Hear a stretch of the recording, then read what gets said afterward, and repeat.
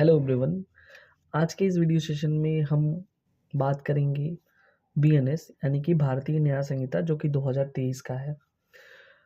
UP APO judiciary या चाहे UP का हो चाहे किसी भी स्टेट का हो, अब आपको पता है कि जो भी क्वेश्चन पूछे जाएंगे वो आईपीसी और बीएनएस के कंपैरेटिव क्वेश्चन पूछे जाएंगे। पहले आसान था, अब और ज़्यादा टफ हो गया है क्योंकि तब तो आईपीसी केवल पूछी जाती थी। अब बीएनएस के भी सेक्शन पूछे जाएंगे, आईपीसी के भी सेक्शन आपको याद होने चाहिए, यानी कि दोनों को रिलेट करके आपको पढ़ना है। दूसरी बात जो है केस लॉज भी देखने हैं, ठीक है, और कुछ नई जो धाराएं ऐड की हैं, जो सेक्शंस ऐड करें वो भी देखना है, ठीक है। तो अभी हम देखेंगे, अभी हमारा आज का जो वीडियो इंट्रो ही है, आज से जो है हमारा वीडियोस स्टार्ट रहेंगे, तो डे बाय डे आपको जो है वीडियोस मिलेंगे। और हमारे पास ऑलरेडी जो है ये आप देख सकते हो यहाँ पे बेयर एक्ट है, तो इससे हम जो कुछ भी होगा हम डिस्कस करते रहेंगे। तो सबसे पहले अगर हम इंट्रो की बात करते हैं, बीएनएस जिसे भारतीय न्याय संहिता 2023 कहते हैं, जो भारतीय दंड संहिता जिसे इंडियन पिनल कोड 1860 का एक बदला हुआ रूप जो है हम लोग जो है मानते हैं।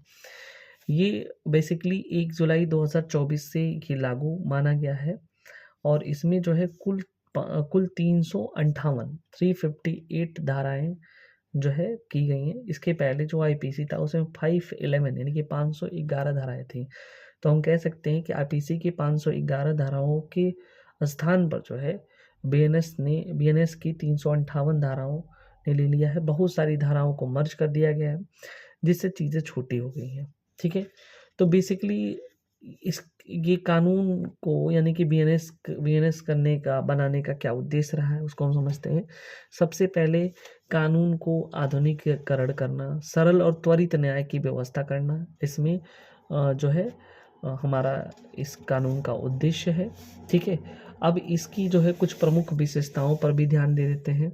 आखिर में इसमें क्या क्या चीज़ें जो है ऐड की गई, क्या इसकी जो है मेरिट है उसके बारे में बात करते हैं। बीएनएस यानी भारतीय न्याय संहिता की जो कुछ प्रमुख विशेषताएं उसको देखते हैं। सबसे पहले इसमें आतंकवाद को पहली बार स्पष्ट रूप से परिभाषित किया गया, क्योंकि आईपीसी में जो है टेररिज्म को लेकर के कोई विशेष प्रावधान नहीं था। तो इसमें जो है सेक्शन 11 यानी कि 111 में जो है आतंकवाद को पहली बार जो है परिभाषित किया गया। तो ये हमारे लिए एक बड़ी विशेषता है।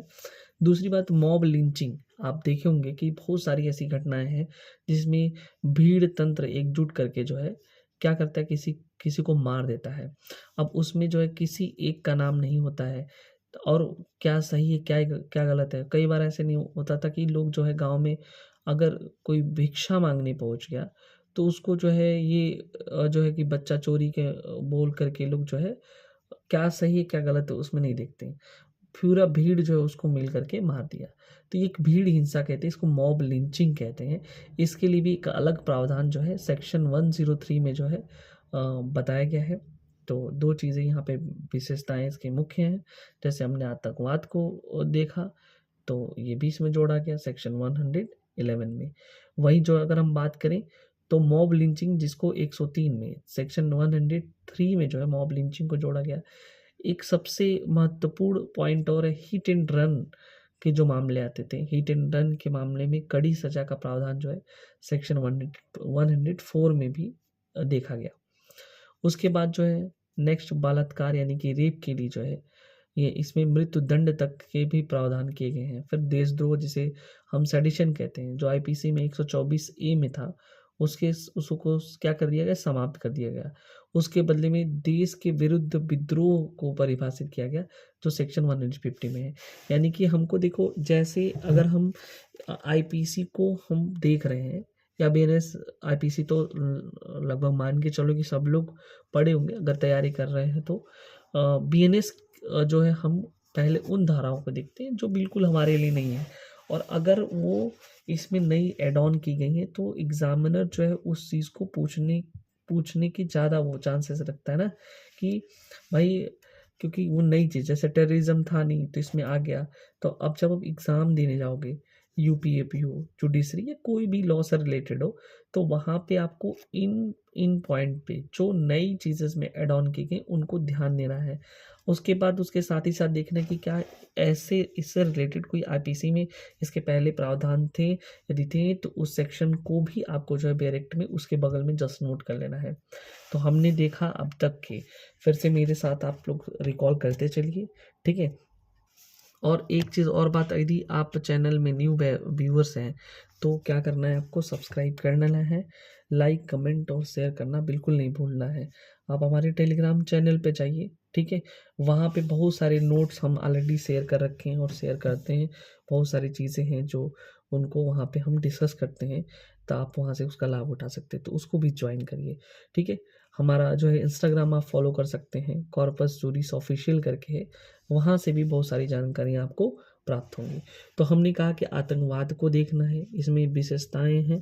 आतंकवाद जो कि 111 में बताया गया है, भीड़ हिंसा जिसे मॉब लिंचिंग कहते हैं 103 में बताया गया है, हिट एंड रन के मामले में बताया गया 104 में। वहीं जो है बलात्कार यानी कि बलात्कार यानी कि रेप में जो है मृत्यु दंड के भी प्रावधान किए गए हैं। और 5वां जो नंबर हमारा था देशद्रोह जिसे सेडिशन कहते हैं, आईपीसी का सेक्शन 124A में जो है इसको था ये समाप्त कर दिया गया। और अभी बीएनएस में क्या किया गया, देश विरुद्ध जो गतिविधियां हैं, विद्रोह है, उनको जो शामिल किया गया वो सेक्शन 150 में शामिल किया गया है, ठीक है। उसके बाद जो है एक जो है अपराधों के इलेक्ट्रॉनिक साक्ष्य की वैधता, ठीक है। यानी कि जो वैलिडिटी है कितना वैध है कि नहीं है, कि कोई मान लो कि कोई क्राइम हुआ, वहाँ पे इलेक्ट्रॉनिक जो एविडेंस है उसकी वैधता भी दी गई है, और सजा का तार्किक और सरलीकरण के बारे में बताया गया। तो टोटल बेसिकली हमको 5 से 7 ऐसे पॉइंट हमको याद होने चाहिए, जो है यहाँ से क्वेश्चन आपको पूछने के चांसेस ज़्यादा रहते हैं। तो ये हमने बताया कि कहाँ कहाँ जो है क्या विशेषताएं हैं, क्या बेसिक इंट्रोडक्शन है। मिलते हैं नेक्स्ट वीडियो में। Thank you so much.